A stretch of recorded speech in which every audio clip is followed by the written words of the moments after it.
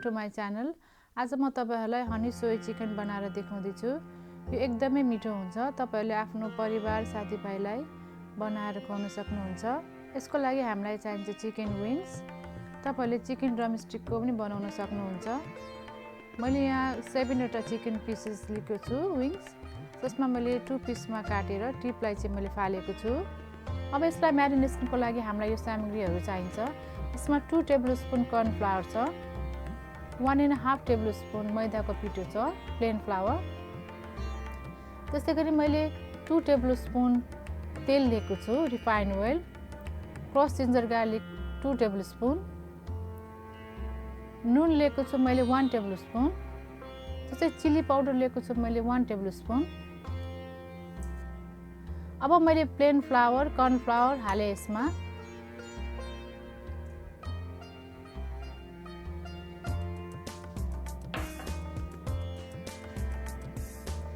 त्यसैगरी मैले cross ginger garlic हाले।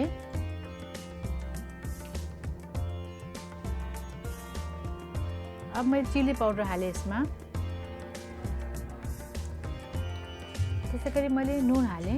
नुन र खुर्सानीको धुलो चाहिँ तपाईहरुले आफ्नो स्वाद अनुसार राख्नु होला। तपाईहरुलाई कस्तो मन पर्छ। त्यसैगरी तेल हाले मैले। अब म राम्रोसँग म्यारिनेट गर्दै छु। तपाईले यो चिकनमा सबै मसलाहरू सबैतिर पुग्ने गरेर राम्रोसँग म्यारिनेट गर्नु होला। यदि तपाईहरुसँग टाइम छ भने पहिले नै म्यारिनेट गरेर फ्रिजमा 3-4 घण्टाको लागि राख्नु होला। नभए एटलिस्ट हाफ एन आवरको लागि चाहिँ राख्नु होला। यसले गर्दा चिकनको स्वाद भित्रसम्म पुगेर मिठो हुन्छ। मैले चाहिँ बन्द गरेर आधा घण्टाको लागि फ्रिजमा राख्दै छु।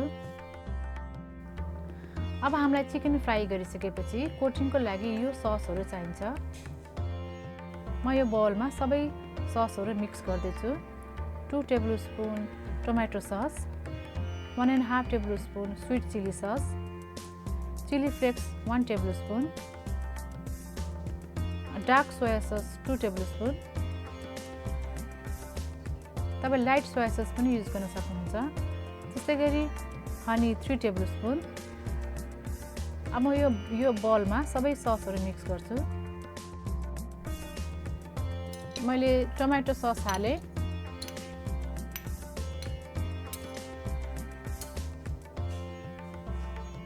अब मैले स्वीट चिली सस राख्दै छु। तपाईहरुसँग छ भने राख्नु होला, नभए नराख्नु भए पनि हुन्छ।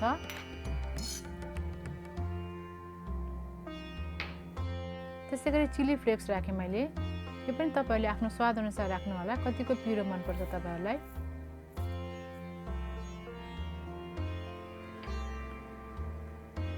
मैले सोया सस राखे। तपाईले लाइट सोया सस युज गर्नुभयो भने 4 टेबलस्पुन जति गर्नु होला। अब यसमा मैले हनी राख्दै छु। यदि तपाईहरुलाई मन पर्छ भने यो ससमा अलिकति नुन पनि एड गर्न सक्नुहुन्छ। तर मैले चाहिँ सोया सस नुनिलो हुने भएको भएर नुन एड गरेको छैन। अब म यसलाई राम्रोसँग मिक्स गर्छु।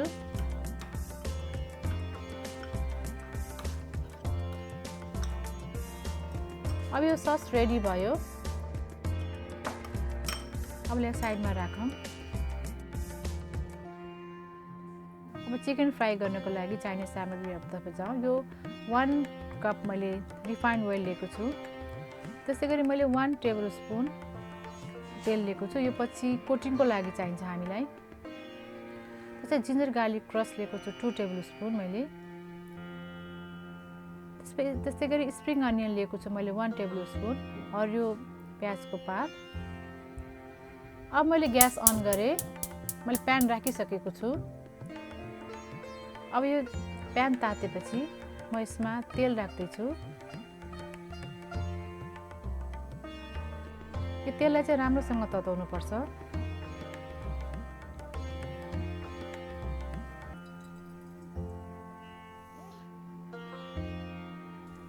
अब यो तेल तातिसकेको छ।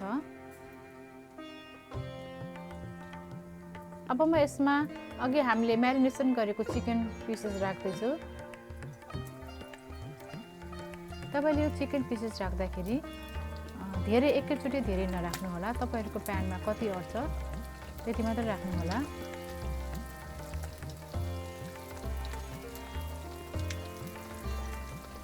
यसलाई राम्रोसँग रातो हुने गरी पकाउनु पर्छ, बेला बेलामा फर्काएर सबैतिर पाक्ने गरेर।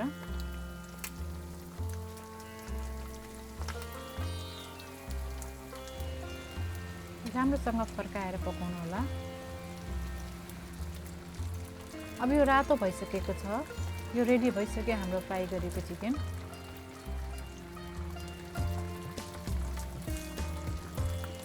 अब म यसलाई पेपर टावलमा झिक्दै छु। पेपर टावलले चाहिँ यो चिकनमा भएको एक्स्ट्रा ओइललाई सोस्छ। तपाईलाई यो रेसिपी कस्तो लाग्छ? राम्रो मन पर्यो भने लाइक, शेयर अनि सब्स्क्राइब गरिदिनु होला। म तपाईलाई यस्तै नयाँ नयाँ भिडियोहरू लिएर आउने छु।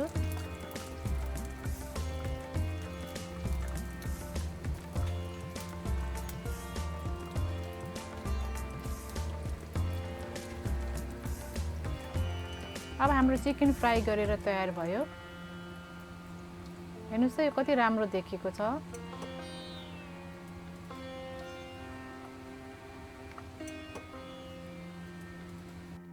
अब मैले सेम प्यानमा कोटिङको लागि अघि हामीले देखाएको तेल राख्दै छु 1 टेबलस्पुन। अब यसमा मैले क्रस जिन्जर गार्लिक हाल्दै छु।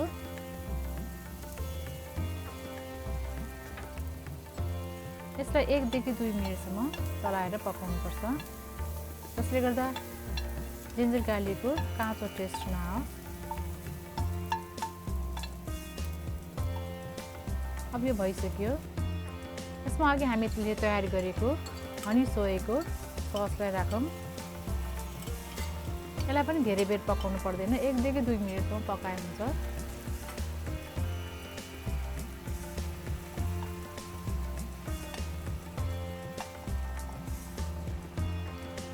अब यो रेडी भइसक्यो। मैले यसमा अघि हामीले फ्राई गरेर राखेको चिकन पिसेस राख्दै छु। यो चिकन पिसेसलाई ससमा सबैतिर पुग्ने गरी कोटिङ गर्नुपर्छ।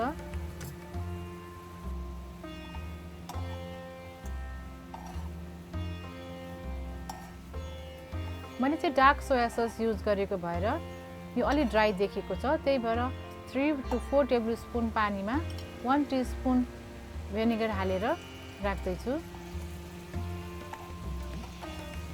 अनि राम्रोसँग मिक्स गर्छु। तपाईले लाइट सोया सस युज गर्नु भएको छ भने पानी हाल्नु पर्दैन, किनभने लाइट सोया सस हामी अलि धेरै हाल्छौं। अब यो रेडी भइसकेको छ। मैले ग्यास बन्द गरिसके। मैले स्प्रिङ अनियन हाले गार्निशिङको लागि।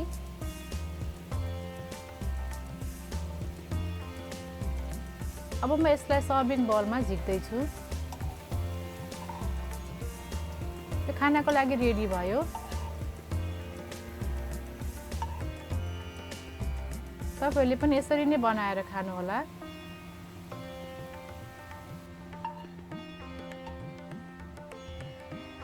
यो रेडी भइसकेको छ। तपाईहरुलाई मेरो रेसिपी कस्तो लाग्यो प्लिज लाइक, शेयर अनि सब्स्क्राइब गरिदिनु होला अनि कमेन्ट बक्समा कमेन्ट पनि लेखिदिनु होला। Thank you for watching. Bye bye.